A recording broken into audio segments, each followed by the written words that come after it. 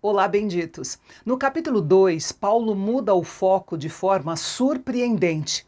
Ele deixa de falar dos pecados óbvios da sociedade pagã, mencionados no capítulo 1, e aponta o espelho para aqueles que se consideram moralmente superiores ou religiosos.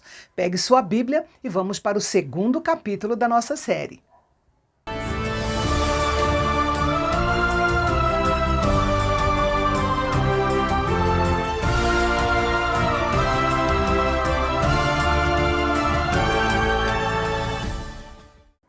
O contexto histórico envolve a tensão entre judeus e gentios em Roma. Muitos judeus acreditavam que, por possuírem a lei de Moisés e o sinal da circuncisão, tinham um status privilegiado e estavam isentos do julgamento divino. Para facilitar a explicação deste capítulo, nós vamos dividi-lo em 4 movimentos lógicos. Essa estrutura ajuda a mostrar como Paulo constrói o argumento sobre a imparcialidade de Deus. Em primeiro lugar, temos a armadilha do julgamento. Nesta parte, Paulo se dirige àquele que condena os pecados descritos no capítulo 1, mas pratica as mesmas coisas. Em outras palavras, ele desarma o leitor que passou o capítulo anterior julgando os erros da sociedade.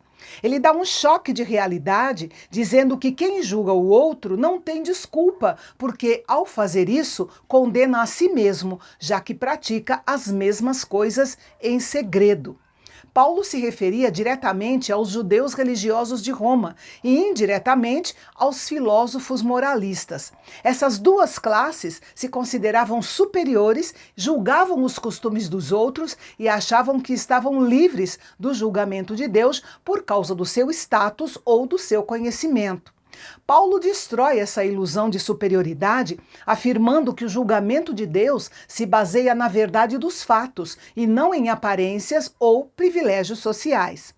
Ele questiona o pensamento de quem julga os outros e acha que, como não foi punido por Deus ainda, está aprovado.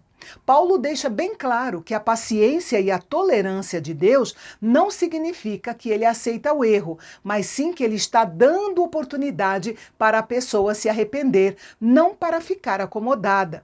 Quando uma pessoa insiste em uma postura de superioridade e em um coração endurecido e impenitente, ela está, na verdade, acumulando ira contra si mesma para o dia em que a justiça de Deus será plenamente revelada.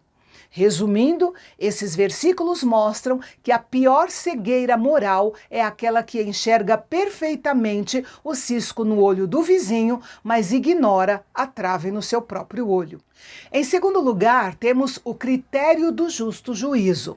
Aqui, Paulo explica a regra básica do tribunal divino. Deus retribuirá a cada um conforme as suas obras. O argumento central é que Deus não tem favoritos e julga com total imparcialidade.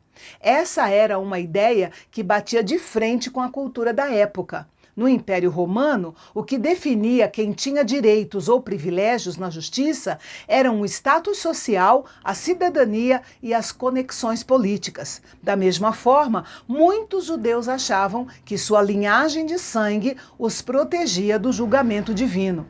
Paulo derruba essas ilusões ao dividir a humanidade em apenas 2 grupos, independentemente de títulos. De um lado estão os que buscam o bem com persistência, aos quais Deus dará a vida eterna. E do outro lado estão os egoístas, que rejeitam a verdade e seguem a injustiça, enfrentando a ira e a indignação divina.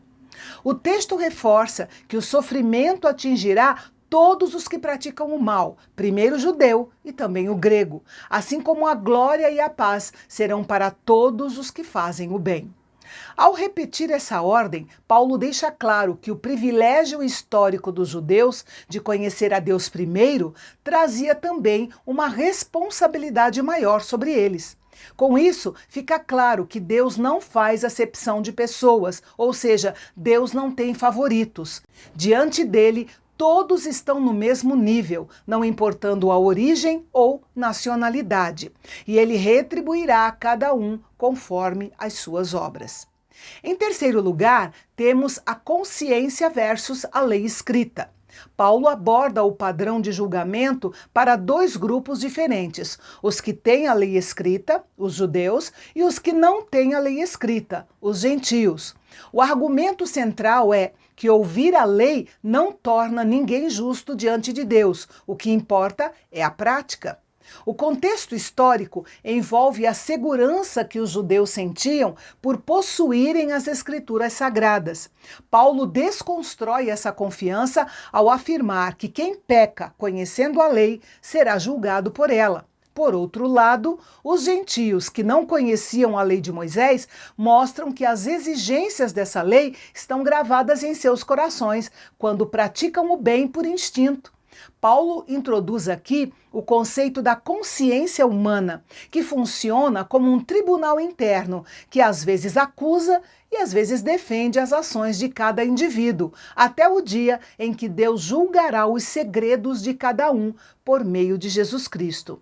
Em resumo, Paulo demonstra que ninguém tem desculpa. Quem tem a Bíblia será julgado pelo que está escrito nela, e quem não a tem será julgado pela própria consciência, pois todos possuem uma noção interna do que é certo e do que é errado. Em quarto lugar, temos a falha da religiosidade externa. Paulo confronta diretamente o orgulho religioso dos judeus da sua época. Ele cita os títulos dos quais eles se orgulhavam nos versículos 19 e 20. Se diziam judeus, apoiavam-se na lei e se consideravam guias dos cegos e mestres dos iniciantes da lei. O problema é que existia uma enorme distância entre o que eles pregavam e o que eles praticavam. Paulo faz perguntas duras e diretas a eles, pois ensinam a não furtar e a não adulterar, mas faz essas mesmas coisas em segredo.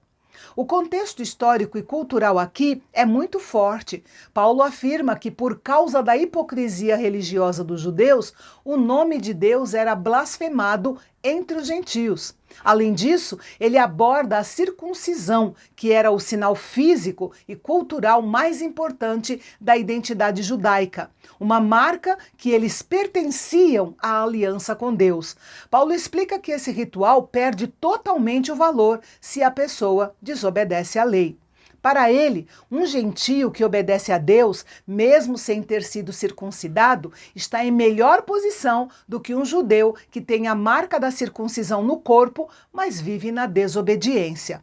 Paulo afirma que o verdadeiro judeu não é aquele que o é apenas por fora, por tradição ou por linhagem de sangue. Da mesma forma, a verdadeira circuncisão não é uma marca externa na carne, mas uma transformação interna realizada pelo Espírito Santo no coração. Esse é um lembrete direto de que, para Deus, a sinceridade do coração vale muito mais do que o rótulo da religião. Paulo destaca que o louvor que realmente importa não vem da aprovação humana ou de títulos religiosos, mas do reconhecimento do próprio Deus. Em resumo, o capítulo 2 nivela judeus e gentios. Paulo demonstra que tanto um quanto o outro estão no mesmo barco. Ambos falharam em viver de acordo com a verdade que conhecem. Com isso, o objetivo dele é mostrar que ninguém pode se salvar por mérito próprio ou por tradição familiar. Na realidade, Paulo está preparando o terreno para a necessidade da graça, que ele irá aprofundar no próximo capítulo. Então, não perca, será aqui no canal Bendito, o nosso canal de Fala Fácil. Até lá!